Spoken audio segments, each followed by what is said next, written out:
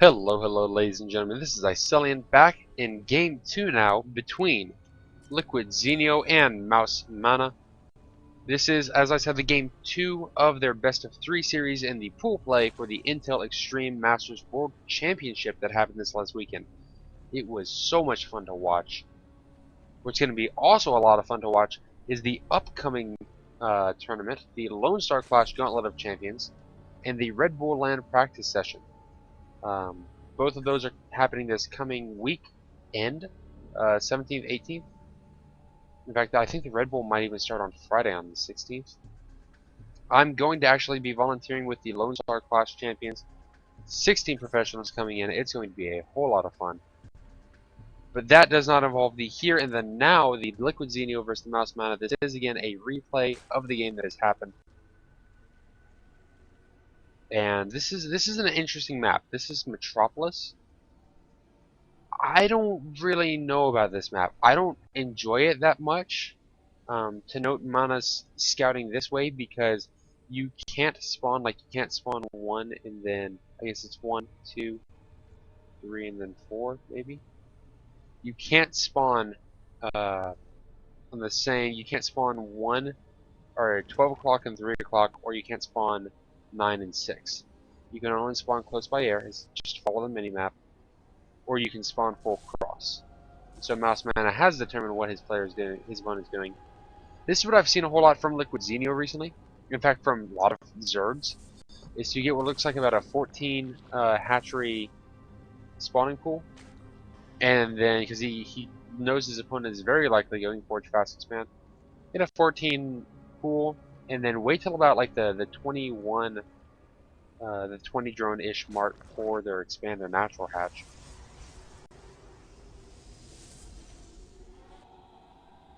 Metropolis is an interesting map. You do have the destructible debris over near the natural, or full part of the natural. You also have the destructible debris for a back door into the natural, which should be a huge play later on. Or it can open you up to getting to the third. A lot of players, when they expand to the third, will break their own just so they can have quick, easy access. And of course, you can break the next set and go up to the fourth, and then block this off with gateways, barracks, etc. Or if you're Zerg, you can just spine crawler this area. Mana, still trying to deny Zenio a little bit, and Zenio creating the 4 Zerglings, not unlike the last game we saw. I'm not actually talking about game 1 because I want you to go see it if you haven't already. You should. It's a lot of fun. And here goes. Gateway actually looks like it could have been a little bit more forward. Maybe. Maybe he'll probably just put the Cyber Core right there and then leave a nice narrow area for his Zealots and his Stalkers to run through.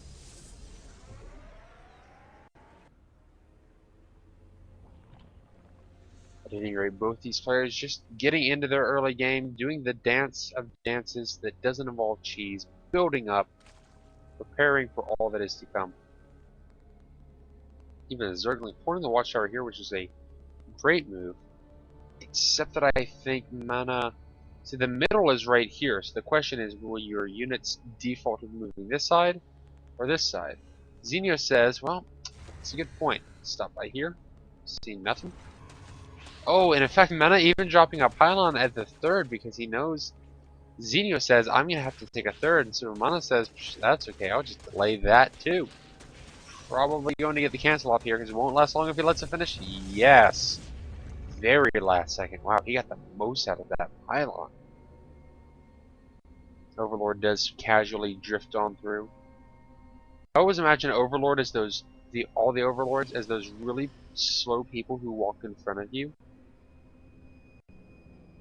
They're the ones you're just like, God, why don't you just move faster? Why don't you just move? You just want to get around them, and they're like, yep, just going to wherever I'm going to, and I'm gonna go super slow. Just want to shove them out of the way. The Overlords actually float so they don't get in the way of all the ground units. Lucky them. They've learned. They know. Something I didn't cover about this, about the map, is that there are these island bases. And island bases have been very, very, even with the little GSO mark at the bottom one, this is an official GSL map. Island bases were first looked at as kind of unfair because Terrans could float right to them and create all sorts of weird, cheesy, awkward play. Of course, a pro would probably respond by rushing to mutas and then just absolutely demolishing. But that aside, it was very awkward. Or it could make for a very, very, very easy natural expand at very low cost, or low risk, I should say. And so GSL fixed that by dropping a neutral creep tumor, much like how at the bottom of the base they dropped the neutral supply depots to prevent any ramp blocking play, which isn't even done on the ladder so much anymore, at least not from what I've seen. But GSL also decided to drop neutral creep tumor, so that any rushes to warp prisms for fast expands, for kind of fast expands, fast thirds, I guess, for Protoss would be stopped by this creep, and any command centers would also be stopped by the creep. So, pretty neat stuff there. Mouse Mana is picking up a fair number of gateways. He's going up to 5 gate with a Robo facility, which will probably just use for Warp Prism and Observer. Imagine that he's going to be heading into a similar type of game and just scouting for the 4th here. Very, very smart play.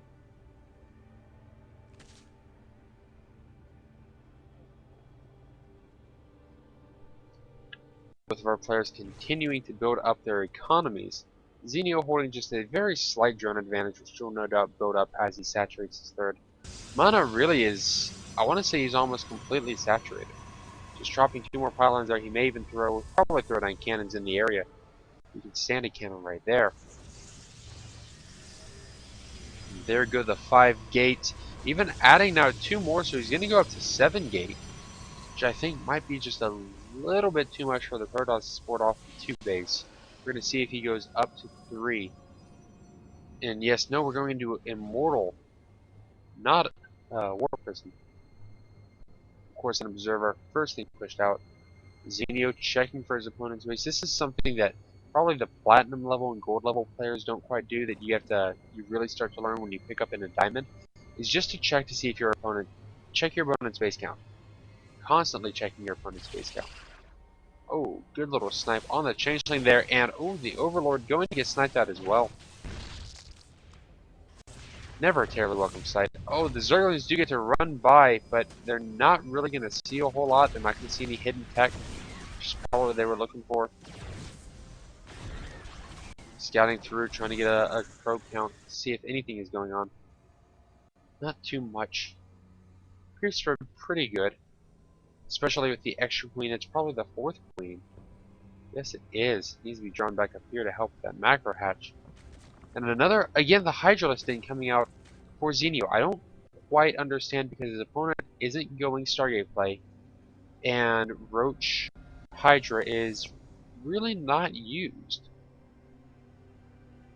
No, it could be that is coming back, that the metagame is yet again shifting just that little bit. Changeling just going to be doing all sorts of little scouting here. And Zenio's army does move out. I'm sorry, Mouse Army's mana. Yes, Mouse Army's mana is moving out. No, Mouse Mana's army. Getting ready to move out, and really needs to burn those chrono boosts, at least on something. He's got almost 6 chronos saving up. It doesn't look like glial reconstitution has been researched for these roaches. Groove Spine's coming out instead. No, I'm sorry, glial has been researched. It's just compared to those speedlings, everything looks so slow. Especially on creep. Especially on creep.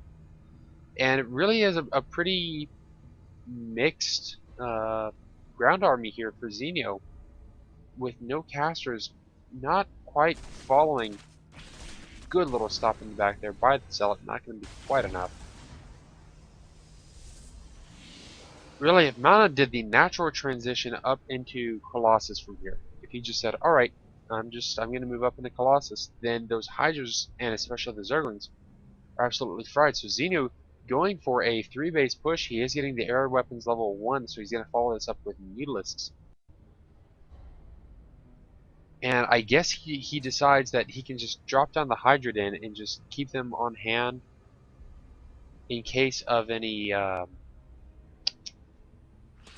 Stargate play that comes in. Maybe he's just paranoid about it? I'm not sure. 4 Zealots have been warped in. They're going to be dropped right into the back, and there's no spine crawler to stop this. Oh, they could snipe at the Spire. That would be huge.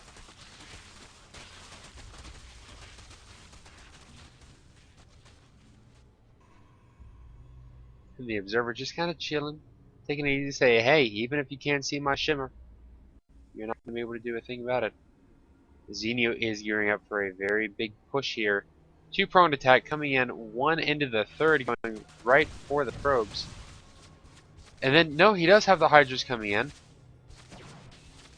This Stalker is able to shoot. But not terribly much being done on either end of this minor little poke and prod attack. The drop is going into the back here, and they are trying to focus down the Spire. They are going to get it.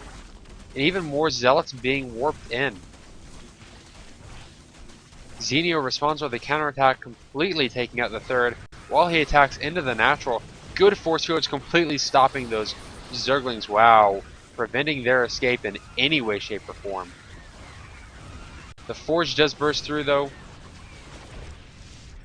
allowing for that opening, but also allowing for the moving out of Mouse's army. Or Mana, I'm sorry, Mouse Esports is his sponsor. And another Spire is going down.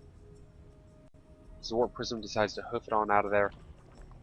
I don't think any Zerglings or Mutilas were made. No, 0 Mutilas were made before that Spire was destroyed.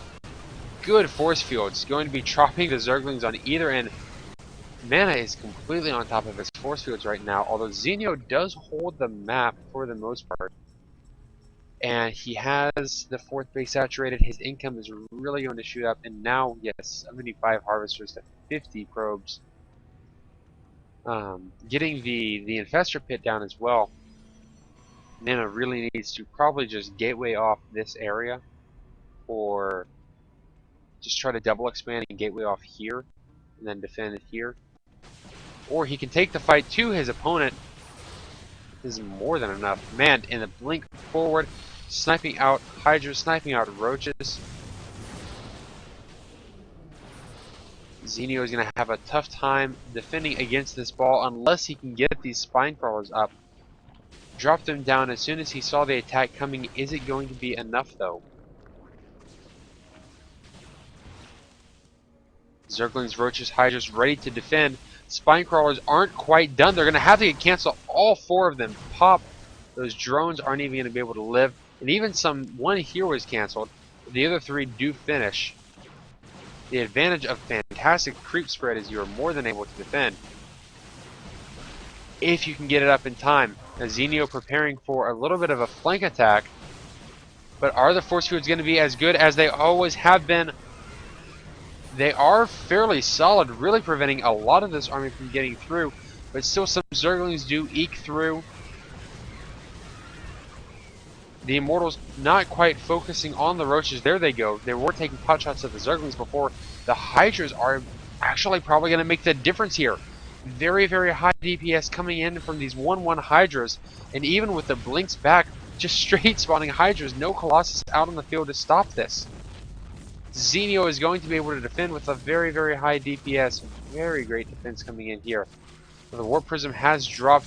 Try to do a little bit of harass while that attack was going on. 2 Queens there are able to defend it, though probably some Roaches routed as well.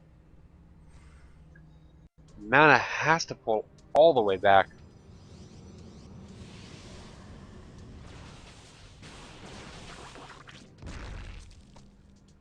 Great defense by Zenio, and he's even pushing with this momentum. He is moving forward, streaming Zerglings, Roaches, and Hydras.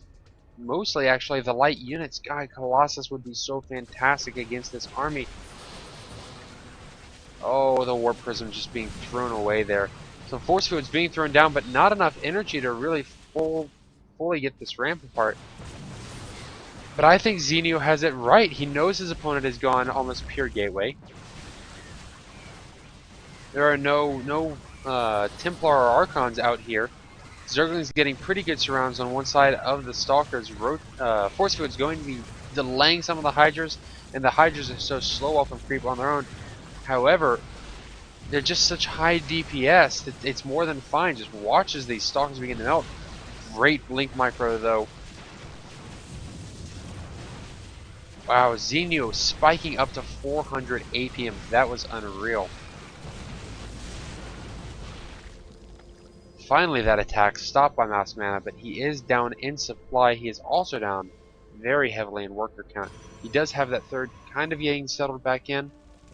Now we have the mutas out on the field, and the Blink Stalkers going to be a great defense against that. Not going to lie at all, especially with the +2, 24 damage per shot, 12 per laser, but the 2 lasers certainly helps. Unless, no, they don't have the 2 attack. Oh, I'm sorry, it's only 12 per shot. 3 cannons here are going to be able to defend very well also. However, oh, might be able to get out of the range of the 1. No, actually the 3 are just within range of each other. That's fantastic placement. Fortunately, there are just a huge number of Mulisks here. Almost 16 mutas. They do have the... No, they didn't get the +1 finish. It is about to finish for their +1 attack. Another set of Mulis flying in here. Zenio showing fantastic multitasking. In his 2-pronged attack, he draws all the Blink Stalkers away to one side, even baiting them with some more kills. And then on the other side, it goes and attacks the third. Some more are going to be warped in, however. Even more, there's the robotics bay finally going down. I think Mana is still on 7 gate. That's what I want to say, and the muta is now all bundling up together. Zenio about to finish with his 2 melee, so he's going to have 2 Zerglings, which can be very ferocious. Gone right back into that completely Mulist Zergling style of play. Here comes the attack straight onto the Blinkstalker. Says, you know what? I know you're here. I'm going to take you out anyway. If he can get that Guardian Shield, that would be a huge help. Almost there it goes. Now all those Blinkstalkers so much more vulnerable. This could actually be the push that kills Mouse Mana. Zenio about to become completely maxed at 200. And he is just swooping straight in. More Stalkers being warped in here. Going to be the absolute worst thing against all of these Zerglings as they just melt. These Mulists need to be careful not to overextend themselves without this Zergling support. Yes, and a few Zerglings peeling away here to help add their DPS to all the Stalkers. Stalkers blinking to the other side just to try to get away from anything they can, but they actually blink out of the Guardian Shield. They are going to melt, and Zenio behind this is just sending down everything in the world that he can. This is going to be GG for Mouse Mana, who can't warp in fast enough. He still has the max chrono boost. He really needs to spend that chrono. He could chrono all those all the gateways. The third is going to go down. There are more units constantly on the way, gathering up right here, and they are just being sent straight in. There is GG for Mouse Mana, as Zenio does take this series 2-0. We have it probably looks like a spectator just staying in here for the last bit.